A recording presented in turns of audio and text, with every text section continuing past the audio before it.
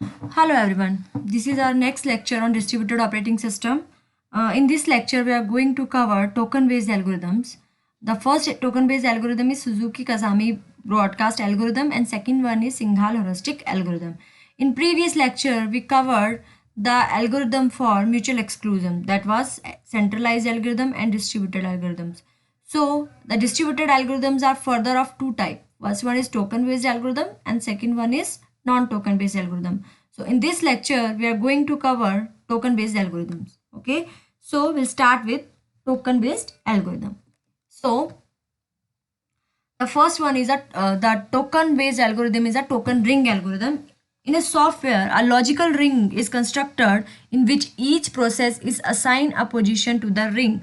The ring position may be allocated in numerical order of network address or some other means. It does not matter what the ordering is. All the matter is that each processes know who is the next in line after itself. Okay. So token based algorithm में क्या होता है, एक ring बना दी जाती है जिसमें processes को असाइन कर दिया जाता है एक position. Okay, like for process A the position will be this and the for process be the position will be this and the for processes three the position will be this. So basically एक ring construct कर दिया जाता है जिसमें जो processes हैं उनको assign कर दिया जाता है. राइट, इसमें क्या होता है, the ring position may be allocated in numerical order or network address or some other mean. जो इनको असाइन किया जाता है वो इनके न्यूमेरिकल ऑर्डर के अकॉर्डिंग, जैसे जिसका नेटवर्क एड्रेस पहले आ रहा है उसको पहले असाइन कर देंगे, after then second one, after then third one.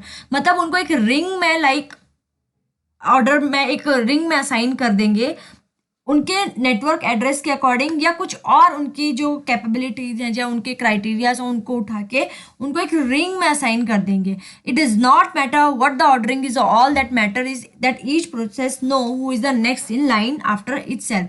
इसमें कोई भी ऑर्डरिंग जो है इतना मैटर नहीं करती है, बट प्रोसेस को पता होना चाहिए कि उसके आगे कौन सी जो प्रोसेस है वो लाइन में है और कौन सी उसके पीछे है. ठीक है. In this algorithm is it assume that all the processes in the system are organised in a logical ring. The figure below describe the structure. Okay, so basically एक रिंग बना दिया गया है जिसमें जो भी प्रोसेसेस हैं उनको एक रिंग की फॉर्म में असाइन पोजीशंस हो गई हैं. और अभी इसके ऊपर हम लोग आगे जो भी कवर एल्गोरिदम्स हैं वो कवर करेंगे. ठीक है. सो ये पूरा जो मैंने आपको बताया, the ring position the ring positions may be allocated in numerical order of network address and is unidirectional in the sense that all messages are passed only in clockwise or anti-clockwise direction. Okay, so the ring, जो ring है उसमें जो processes हैं उनको एक numerical order according to their network address position कर दिया जाएगा processes को, and is unidirectional is the sense that all messages are passed only in clockwise और एंटी क्लॉकवाइज. मतलब इसमें ऐसी कोई डायरेक्शन फिक्स नहीं होगी कि उसको क्लॉकवाइज में रिसोर्सेज या क्रिटिकल सेक्शन प्रोवाइड होगा या एंटी क्लॉकवाइज में. कोई भी प्रोसेस जो है वो सेंड कर सकती है request. Okay, when a process send a request message to current coordinator and does not receive a reply message within a fixed time out, it assume that coordinator has crashed. It then initialize the ring and process P1 is given a token. So this is P1 not PI. Okay. So अगर जो process है उसने coordinator को एक message send किया that I want to access the resource और I want to access the token, then on if he does not receive a reply within a fixed amount of time, process ने coordinator को message किया that I want to access the token and उसको reply नहीं मिला एक fix time के out के अंदर, तो वो अज्यूम कर लेगा कि जो कोऑर्डिनेटर है वो क्रैश हो चुका है and it then initialise the ring and process P1 is given a token. उससे क्या होगा, जब उसको लगा कि कोऑर्डिनेटर क्रैश हो चुका है देन जो रिंग है वो फिर से इनिशियलाइज हो जाएगी और जो प्रोसेस P1 है उसको टोकन दे दिया जाएगा. Okay, so then the token circulates around the ring. उसके बाद क्या होगा, द टोकन है वो रिंग में सर्कुलेट होता रहेगा. It is passed from process K to K1 in point-to-point messages. When a process acquires the token from its neighbor, it checks to see if it is attempting to enter a critical region? If so, the processes enter the region, does all the execution and leave the region. After it has exited, it pass the token along the ring. It is not permitted to enter a second critical region using the same token. Okay, मतलब वो check करेगा कि उसका जो neighbour है वो token को access तो नहीं कर रहा या वो क्रिटिकल रीजन में तो नहीं है. इफ जो प्रोसेस है वो रीजन में एंटर कर चुकी है और उसने सारा एग्जीक्यूशन कर लिया है और रीजन को लीव भी कर दिया है, आफ्टर दैट उसके बाद ही जो टोकन है वो K+1 मतलब नेक्स्ट रिंग को प्रोवाइड किया जाएगा. ठीक है, बट अगर उसके पास टोकन नहीं है तो वो क्रिटिकल रीजन में एंटर नहीं कर सकता, वो टोकन के साथ ही क्रिटिकल रीजन में एंटर कर सकता है. If a process is handed the token bye it's neighbour and not interested in entering a critical reason, it just pass along. Okay, तो क्या हुआ कि P1 के पास टोकन था, उसने P2 को पास किया, राइट, बट P2 को क्रिटिकल रीजन एक्सेस ही नहीं करना है, तो वो क्या करेगा, simply it will pass the token to P3. Okay, only one process has the token at instant, so only one process can actually be in critical region. Since the token circulate among the process in well defined order, starvation cannot be occurs. So basically क्या होगा, one process has the token at one time, मतलब एक time पे जो token है वो एक ही process के पास हो सकता है. ओके, मतलब एक ही प्रोसेस एक टाइम पे क्रिटिकल रीजन के अंदर जा सकती है. ठीक है, सो टोकन जो है वो प्रोसेस में एक वेल डिफाइंड मैनर्स में ऑर्डर में जो है वो सर्कुलेट हो रहा है, क्योंकि एक ही के पास टोकन हो सकता है और जब तक वो फ्री नहीं होता दूसरे के पास टोकन नहीं जा सकता, उसकी वजह से स्टार्वेशन भी नहीं होगा. And after that once a process decide it want to enter a critical region, at first it will have to wait for every other process to enter and leave one critical region. Okay, so the basic disadvantage is that if the token is lost or it must be regenerated, but the detection of the token lost is difficult. If the token is not received for a long time, it might be lost but is in use.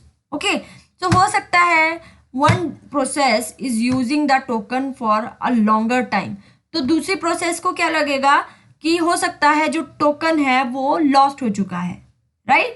हो सकता है कि जो token है वो हमें मिल ही नहीं रहा है, तो मतलब बहुत टाइम हो गया है, जो टोकन है वो लॉस्ट हो गया है, बट एक्चुअल में क्या होता है, जो टोकन है वो कोई प्रोसेस जो है वो एक्सेस कर रही है फॉर लॉन्गर टाइम. तो किसी को ये डिसएडवांटेज ही हुआ ना कि उसको पता ही नहीं है कि टोकन कहाँ है, टोकन गुम हो चुका है या टोकन यूज में है, उसको कुछ पता नहीं है. जब तक उसको दूसरी प्रोसेस से रिप्लाई मैसेज नहीं आएगा that now token is free, तब तक जो दूसरी प्रोसेसेस हैं they will be in waiting state, right. तो बहुत ज़्यादा टाइम आउट के बाद भी अगर टोकन नहीं मिल रहा है तो दे विल थॉट कि जो टोकन है वो लॉस्ट हो चुका है. ठीक है, so the first token based algorithm is Suzuki-Kasami broadcast algorithm. It's very important algorithm. Okay, so आप बहुत इसको एक कंसंट्रेशन के साथ देखिएगा, बहुत ही इजी है. एक्चुअली देखने में ये बहुत टफ लगता है, बट एक्चुअली अगर आप डायग्राम के थ्रू इसको अंडरस्टैंड करेंगे ना, this will be the easiest one. Okay, so the Suzuki-Kasami algorithm is a token based algorithm for achieving mutual exclusion in distributed system. Okay, so token based algorithm basically क्यों use होते हैं, mutual exclusion को achieve करने के लिए distributed system में. ठीक है, in token based algorithm a site is allowed to enter its critical section if it possesses the unique token. कोई भी साइट जो है वो अलाउ होगी क्रिटिकल सेक्शन में जाने के लिए अगर उसके पास क्या है, token, because this is the token based algorithm, right. Non-token based algorithm uses the timestamp to order the request for critical section, whereas sequence number is used in token based algorithm. Okay, so non-token based algorithm में क्या use होता है, timestamp.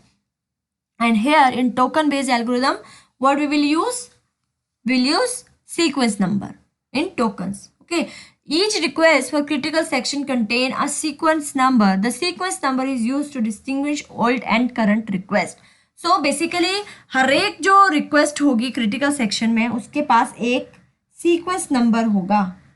Okay, so the sequence number is use to distinguish old and current request. Sequence number क्यों use कर रहे हैं, ताकि हमें आइडिया आ सके कि कौन सी प्रोसेस जो है उसने पहले रिक्वेस्ट किया था सेम प्रोसेस ने, कौन से टाइम पे, एंड अभी कौन सी प्रोसेस जो है वो कौन से टाइम पे जो है वो रिक्वेस्ट कर रही है। हो सकता है for example like first request ने 3 बजे रिक्वेस्ट किया था, ठीक है, अभी फिर से सेम जो प्रोसेस है, she is requesting for the critical section 5 बजे, तो एक सीक्वेंस नंबर उसको प्रोवाइड होगा, उसको आइडिया आएगा कि इस प्रोसेस ने पहले भी रिक्वेस्ट किया है, now this process is requesting again. So उसका सीक्वेंस नंबर जो है वो उसको डिस्टिंग्विश करेगा कि कौन सी उसकी पुरानी रिक्वेस्ट थी, मतलब 3 बजे वाली उसकी पुरानी रिक्वेस्ट थी, and the new one is 5 o'clock. Okay.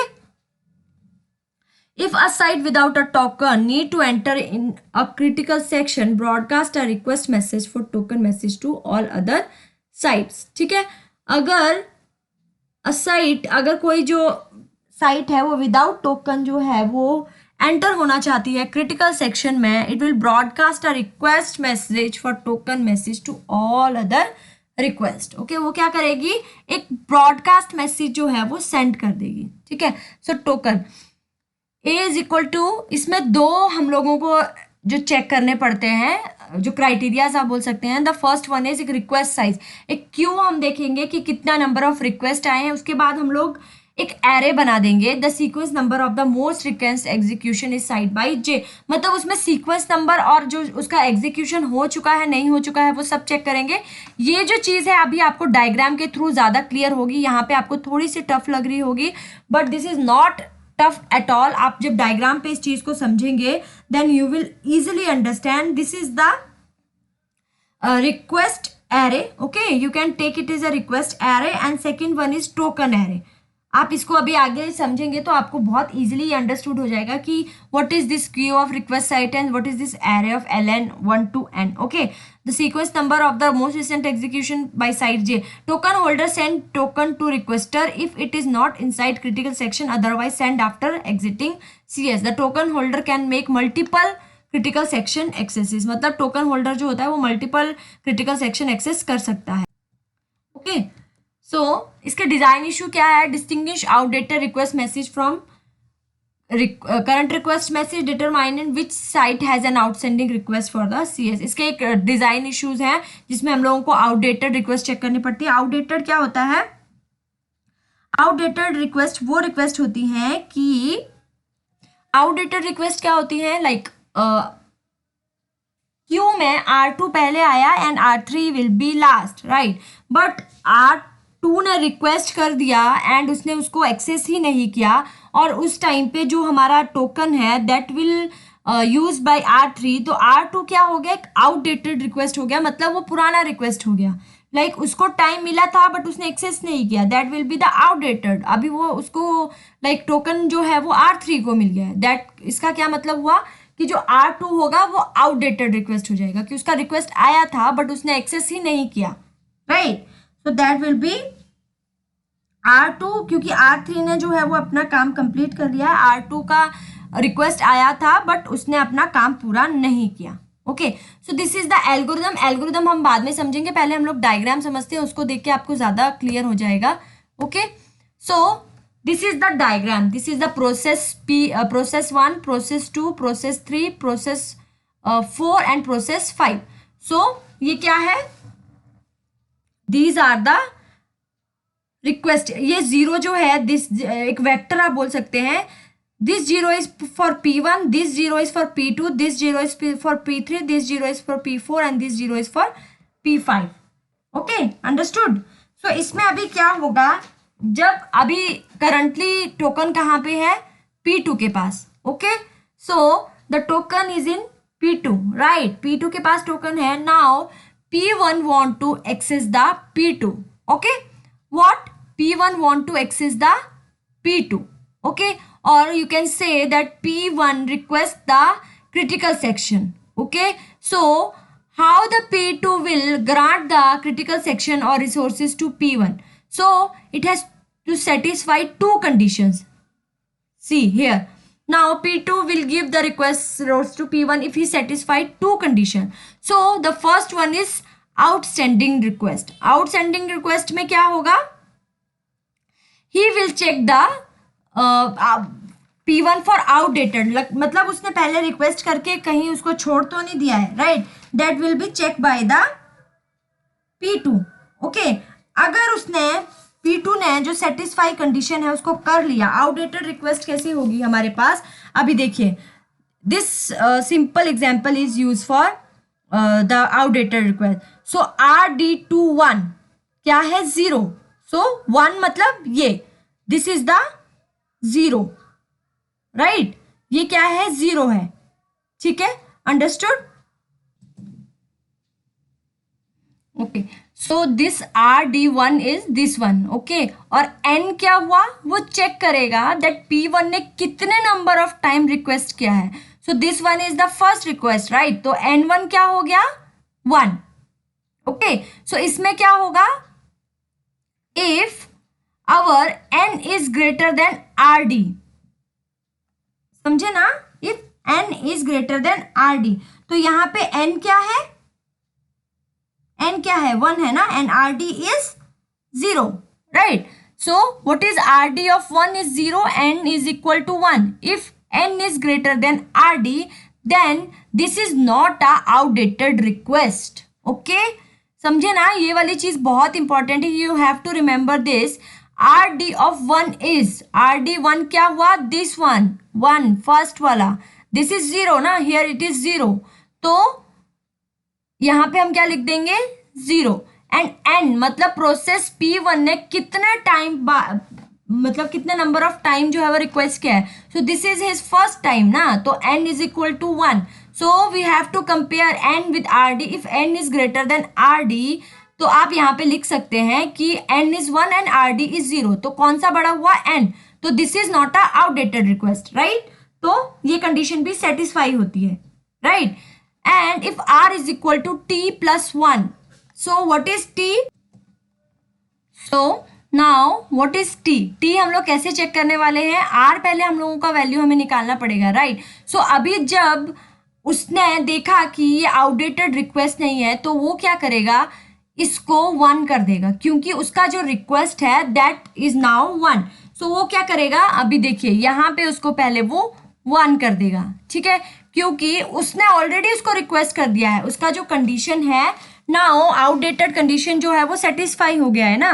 So if the outdated condition is not satisfied, तो वो दूसरा चेक ही नहीं करता। Remember this, always remember this, कि अगर उसका जो आउटडेटेड रिक्वेस्ट था, अगर ये वाला जो इसका फॉर्मूला है ये इसको सेटिस्फाई नहीं करता, if N is not greater than RD, तो वो सेकंड कंडीशन चेक ही नहीं करता, ये हमेशा हमें याद रखना है, ठीक है। तो now R is equal to T plus 1, अभी P1 का R कितना चला गया सेकंड डायग्राम में, this is 1, right, this is 1 ना। अभी जैसे ही उसको, ये क्या था, नंबर ऑफ रिक्वेस्ट है हमारे, रिक्वेस्टेस कितनी की है उसने, वो है, तो अभी P1 ने रिक्वेस्ट कर दिया, तो उसका क्या हो गया, 1 क्यों किया हर जगह, क्योंकि ये जो है प्लेस है वो this is for P1, remember this, ये P1 के लिए है। तो हमें हमेशा याद रखना है कि जब हमारा R1 जो है ये जो है वो 1 हो गया, मतलब इसने इसको रिक्वेस्ट कर दिया और उसका जो आउटडेटेड रिक्वेस्ट वाला पार्ट है वो सेटिस्फाई हो गया, तो अभी हम क्या करेंगे, R is equal to 1, token अभी भी क्या है, 0 प्लस 1, तो ये क्या हो जाएगा, 1 इक्वल्स टू 1, मतलब कंडीशन सेटिस्फाई हो गया। अगर उसका कंडीशन दोनों सेटिस्फाई हो गया, अगर वो दोनों condition will true, then token will allocate to process 2। Understood.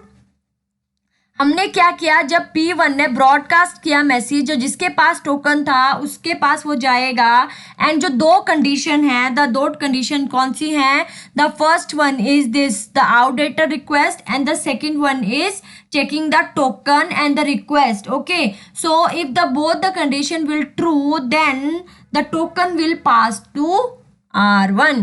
Okay, अभी क्या हुआ, R1 जो है वो टोकन के जो P2 है उसके पास आ गया। ओके, जैसे ही टोकन P1 के पास आया, उसने अपना काम यूज किया, अभी क्या होगा, जो अपने ये जो P है वो 1 क्यों, उसने जब P, अगर मान लो अगर इसने P1 ने जो रिसोर्स है उसको शेयर कर लिया, अभी उसके पास रिक्वेस्ट आया P3 का। ओके, फॉर एग्जाम्पल इसके पास P3 का रिक्वेस्ट आया, तो फिर क्या करेगा, वो फिर से दोनों कंडीशन को सेटिस्फाई करेगा, चेक करेगा कि RD of 2 is equals to what, क्या है उसका n कितना है, कितना नंबर ऑफ उसने रिक्वेस्ट किए हैं, and if n is greater then R D तो सेकेंड कंडीशन चेक करेगा और जो रिसोर्स है उसको सेकेंड को एलोकेट कर देगा। ठीक है, अभी फॉर एग्जाम्पल हमने यहाँ पे देखा कि सबका रिक्वेस्ट आ रहा है उसको, ठीक है, P3 भी रिक्वेस्ट कर रहा है, P4 भी रिक्वेस्ट कर रहा है, P5 भी रिक्वेस्ट कर रहा है, तो वो क्या करेगा, जिसका रिक्वेस्ट पहले आया है उस पर काम करना स्टार्ट कर देगा और बाकी को लाइक उस पर डाल देगा, क्यू में डाल देगा। ठीक है, अभी यहाँ देखिए आप, किसके पास टोकन है, P1 has a token, right, तो क्यू में कौन से चले गए, P3, P4, P5। Now P1 क्या है, P3 के साथ P3 को टोकन देने के लिए पहले दो कंडीशन चेक करेगा, कौन सी कंडीशन, दो आउटडेटेड रिक्वेस्ट और सेकंड आउटस्टैंडिंग रिक्वेस्ट। ठीक है, तो अगर वो कंडीशन दोनों सेटिस्फाई हो गई तो वो क्या करेगा, जो टोकन है उसको P3 को एक्सेस कर देगा। अभी P3 पे कौन से क्यू में आएंगे, P4 एंड P5। ठीक है, जैसे ही P3 जो है वो टोकन को रिलीज करने का सोचेगा, वो P4 की रिक्वेस्ट को लेगा एंड P4 को टोकन दे देगा, बट क्यों, कैसे देगा, पहले उसकी कंडीशन सेटिस्फाई करेगा। Okay, now the condition will be check for outdated request and outstanding request. If both condition will true then it will pass the token to P4। बहुत easy है, बस आपको ये चीजें याद रखनी है कि इसको आपको कैसे चेक करना है। ठीक है, so what is RD, this one is RD of 1 is 0, मतलब ये जो प्लेसेस है इसको चेक करना है। इफ RD ऑफ 2 हमने चेक करना होगा यहाँ पे तो 0 है, राइट, तो जो रिक्वेस्टेस हैं उनको चेक करना है। ठीक है, N क्या है, नंबर ऑफ रिक्वेस्ट, कितने नंबर ऑफ रिक्वेस्ट उस प्रोसेस ने कर दिए हैं। After that will check for R is equal to T1। So R क्या है अपना यहाँ पे, अभी R यहाँ पे जैसे उसको आउटस्टैंडिंग रिक्वेस्ट उसका एक्सेप्ट हुआ, जो लेट मी शो यू, एक मिनट, तो यहाँ पे जो नंबर है वो 1 हो गया। Now R is equal to 1 और T क्या है, टोकन अभी भी 0 है, then 0 plus 1, if 1 is equal to 1 तो कंडीशन सेटिस्फाई होती है and the token will allocate to process 2।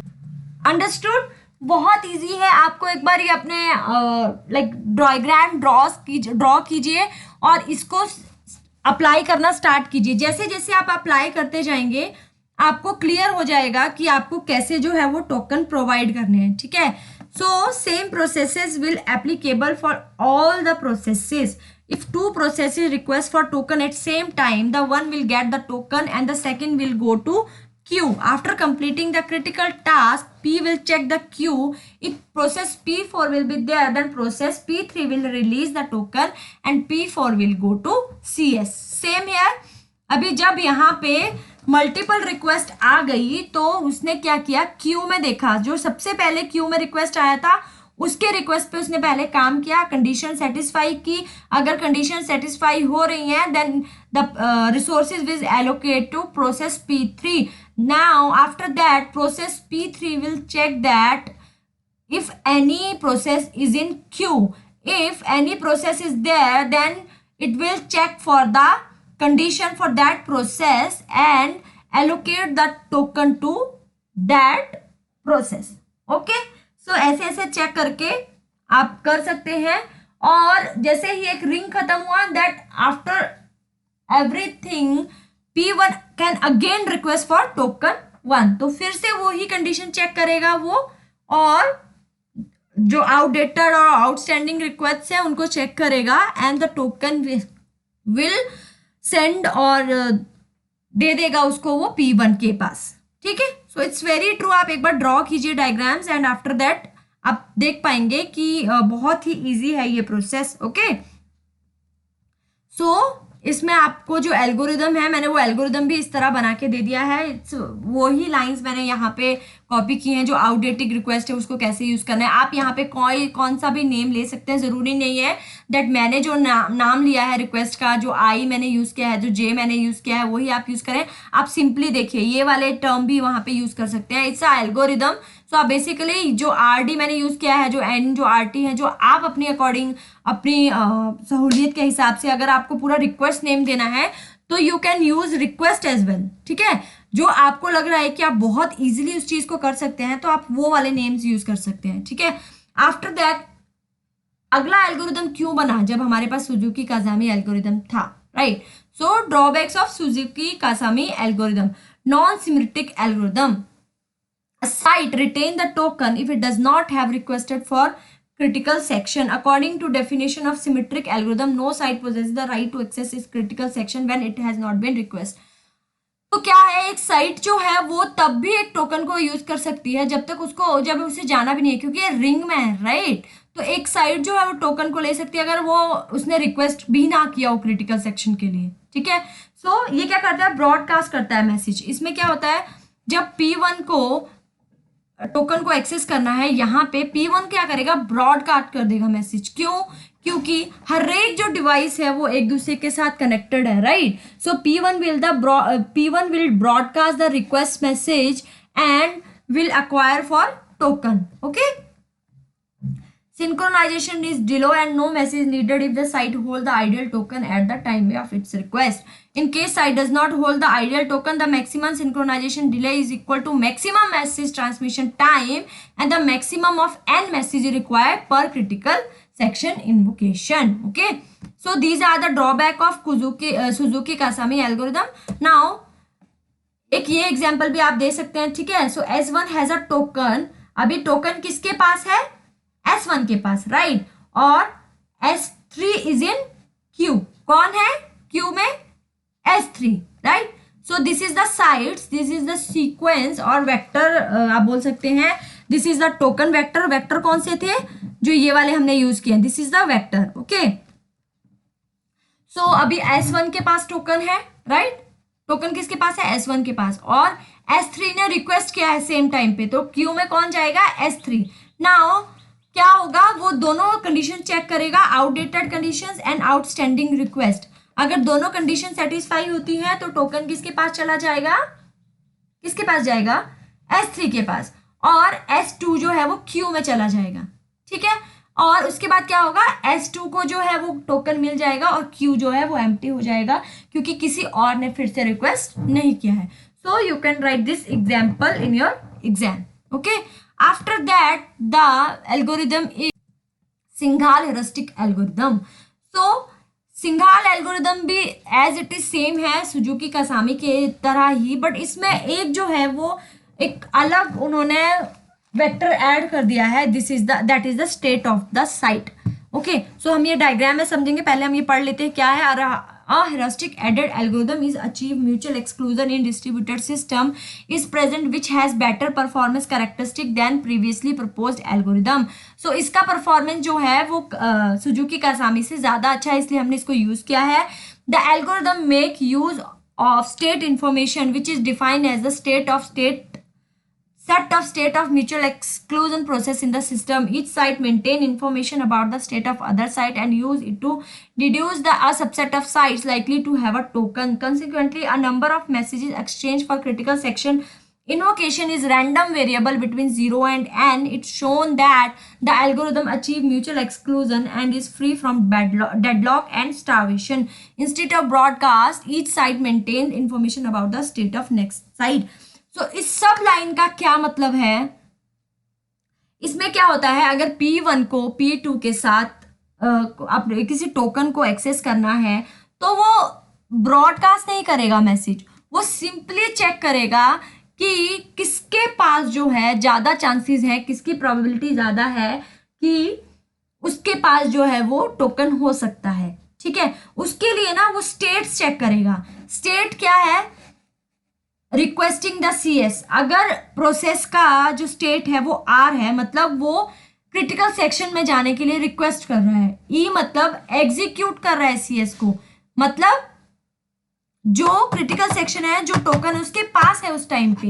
Holding the CS idol, उसके पास, उसने क्रिटिकल सेक्शन को होल्ड तो किया, उसके पास टोकन है बट वो काम नहीं कर रहा है। And the next one is N neutral, मतलब वो कुछ भी नहीं कर रहा है, उसके पास ना टोकन है, वो कुछ नहीं कर रहा है, वो एकदम न्यूट्रल है इस टाइम पे। सो हम इसको एक डायग्राम के थ्रू समझते हैं, okay. So this is each side, ये बाद में देखते हैं, पहले हम लोग डायग्राम देखते हैं, ठीक है। सो P1 को एक्सेस करना है टोकन को। ओके, सो टोकन किसके पास है right now? It's in P2 के पास टोकन है, राइट? तो वो क्या करेगा, चेक करेगा सारी प्रोसेस के पास कि चांसेस किसके पास है। हर एक प्रोसेस ने अपनी स्टेट डिफाइन की हुई है। सो यहाँ पे n का क्या मतलब है, P1 के पास जो है वो टोकन नहीं है, वो न्यूट्रल स्टेट पे, वो कुछ नहीं कर रहा है, right? After that this is for P2। H का मतलब क्या है, होल्ड कर रहा है, राइट? उसके पास जो टोकन है वो अभी है, वो उसको एग्जीक्यूट कर रहा है, होल्ड, उसी के पास टोकन है। ओके, आफ्टर देन P3 के पास नहीं है, P4 के पास नहीं है, P5 के पास नहीं है। तो जिसकी पॉसिबिलिटी ज्यादा है P2 उसको रिक्वेस्ट करेगा, राइट? अभी यहाँ पे जो H है मतलब उसके पास होल्ड कर रहा है, वो होल्ड कर रहा है, होल्डिंग द CS, मतलब उसके पास टोकन है बट वो आइडल है, वो उसको यूज नहीं कर रहा है। उसके पास टोकन जरूर है बट वो फ्री पड़ा हुआ है टोकन। तो P1 जो है वो उसको रिक्वेस्ट करेगा that you have a token and you are not using this, then I want to use the token. Understood? So वो क्या करेगा, सेम जो हमने सुजुकी कासामी में ये एल्गोरिदम पढ़ा था ना, दिस वन, दो रिक्वेस्ट इज, ये रिक्वेस्ट यूज करेगा एंड थर्ड कंडीशन कौन सी चेक करेगा, स्टेट। ओके, सो इसमें क्या होगा, वो पहले स्टेट चेक करेगा कि किसके पास हो सकता है, राइट? तो अभी उसको लगा कि P2 के पास जो है वो टोकन है, तो वो क्या करेगा, जो आउटस्टैंडिंग रिक्वेस्ट और आउटडेटेड रिक्वेस्ट है वो दोनों कंडीशन तो सेटिस्फाई करेगा ही करेगा, उसके साथ जो है वो स्टेट, उसकी स्टेट चेक करेगा, राइट? अभी उसने उसकी स्टेट को चेक किया कि ठीक है P2 के पास जो है वो टोकन है, तो अभी वो दोनों कंडीशन सेटिस्फाई करेगा, that outdated request and outstanding request. Outdated request कैसे चेक कर रहे थे हम लोग, this is the formula for checking outstanding request, RD21 is 0 and N1 is 1। तो यहाँ पे जो RD होगा वो कौन सा होगा, लेट मी शो यू। तो RD1 क्या होगा, 0, एंड N भी क्या होगा, 0, क्योंकि प्रोसेस 1 का भी जो रिक्वेस्ट है वो अभी गया नहीं है। जब वो रिक्वेस्ट कर देगा तब उसका रिक्वेस्ट क्या बन जाए, N क्या बन जाएगा, 1 बन जाएगा, और वो चेक करेगा आउटडेटेड रिक्वेस्ट के लिए। If outdated request condition is true then वो क्या करेगा, आउटस्टैंडिंग रिक्वेस्ट चेक करेगा। अगर आउटस्टैंडिंग रिक्वेस्ट भी उसका ट्रू हो जाता है तो वो क्या करेगा, जो P2 है वो कंडीशन, जो टोकन है उसको P1 को दे देगा। So it's very simple, you can see that here P2 is holding the token, so Q is empty and other state are in neutral mode. Okay, so मैंने आपको यहाँ पे समझाने का ट्राई किया है। अभी जैसे ही टोकन P1 के पास चला गया तो रिक्वेस्ट यहाँ पे क्या हो जाएगा, 1 हो जाएगा, राइट? और जैसे उसके पास टोकन आ गया तो वो क्या स्टेट चेंज कर लेगा अपना, एग्जीक्यूटिंग। अभी ई क्या था, एग्जीक्यूटिंग, और बाकी जो है वो न्यूट्रल पे चले जाएंगे। और इसके बाद जो नेक्स्ट डायग्राम बनेगा उसमें क्या हो जाएगा, SENN, बाकी सबका भी जो रिक्वेस्ट हमारा स्टेट था वो एग्जीक्यूटिंग में चला जाएगा, ताकि बाकी जो स्टेट्स हैं उनको भी आइडिया आ सके कि कौन सी जो प्रोसेस है राइट नाउ एग्जीक्यूट कर रही है टोकन को। तो जैसे ही सब यहाँ पे इसका जो स्टेट है वो ई सेट हो जाएगा तो सबको आइडिया आ जाएगा कि किसके पास जो टोकन है वो P1 के पास है। और जैसे ही अपना काम खत्म एग्जीक्यूट कर लेगा, टोकन यहाँ पे 1 हो जाएगा, क्योंकि टोकन का वैल्यू भी 1 से इंक्रीमेंट होता है। Remember this, okay? So in this diagram the P1 is requesting for token from P2 because P1 checks that P1 is holding the token and the chances are more to get the token. The states of other process are neutral. It will check for the condition like outdated request and number and state of the process. If all conditions satisfy then it will provide the token to P1. So ये है हमारा next, बहुत easy है, दोनों similar है, बस Singhal heuristic में क्या है, वो स्टेट भी डिफाइन कर रहा है, वो ब्रॉडकास्ट नहीं कर रहा है, मैसेज को ब्रॉडकास्ट नहीं कर रहा है। It will check the site, state of the site. State of the site कौन कौन सी हो सकती हैं, first one is R, that is requesting the CS, E is executing the CS, H is holding the CS, and last one is N which is neutral. अगर R है state तो मतलब एट द टाइम वो site जो है वो request कर रही है कि उसको जो टोकन है उसको यूज करना है, right. If the state is E, मतलब उस टाइम में वो प्रोसेस जो है वो क्रिटिकल सेक्शन में है। If the state is H, मतलब the site is holding the critical section but it not using the critical section, it's in idle state, okay। n is neutral, neutral means none of the above, मतलब ना ही the site is requesting for the critical section, nor it is executing the cs, and nor it is holding the cs, it is in idle condition, okay। so that's it for the today's video। इस video में हमने क्या क्या देखा? the first topic was token based algorithm कौन से होते हैं, जो रिंग टोकन रिंग एल्गोरिथम कौन से होते हैं, एक रिंग के फॉर्म में जब हम लोग साइट्स को असाइन करते हैं position, that is token ring. और एक टोकन की हेल्प से जो है वो साइट्स जो है वो क्रिटिकल सेक्शन में जाती हैं, ओके। आफ्टर दैट ये पूरा मैंने आपको बताया कि क्या होता है। आफ्टर दैट हमने पढ़ा सुजुकी कासामी ब्रॉडकास्ट एल्गोरिथम। इसमें हमने क्या देखा कि वो पहले कंडीशंस को सेटिस्फाई करेगा। कौन कौन सी condition? the outdated request, this is the condition, the outdated request and the outstanding request। अगर if the both condition will true, then the token will allocate to process P2 and same process will done for another sites, okay। after that हमने check किया drawbacks क्या था। Drawbacks, main जो drawback है वो है broadcasting. वो क्या करता है? मैसेज को ब्रॉडकास्ट कर देता है, जो सुजुकी कासामी का इसका मेन ड्रॉबैक है ये, okay, remember this. After that single heuristic. Single heuristic में क्या है? Work same as it is the काजाकी एल्गोरिथम, बट इसमें क्या है, आप स्टेट के अकॉर्डिंग जो है वो मैसेज सेंड करते हैं। स्टेट से अगर पता होगी आपको कि कहाँ पे जो एल्गोरिदम सो जो हमारा टोकन है, तो आप डायरेक्ट उसी को रिक्वेस्ट करेंगे, राइट। सो उसका जो प्रॉब्लम है उसको ओवरकम किया है सिंघाल हेरोस्टिक एल्गोरिदम ने, ठीक है। So that's it for the today. If you have any question, any query regarding this video, you can ask me in comment box. I will revert back, okay। So till then, bye, take care.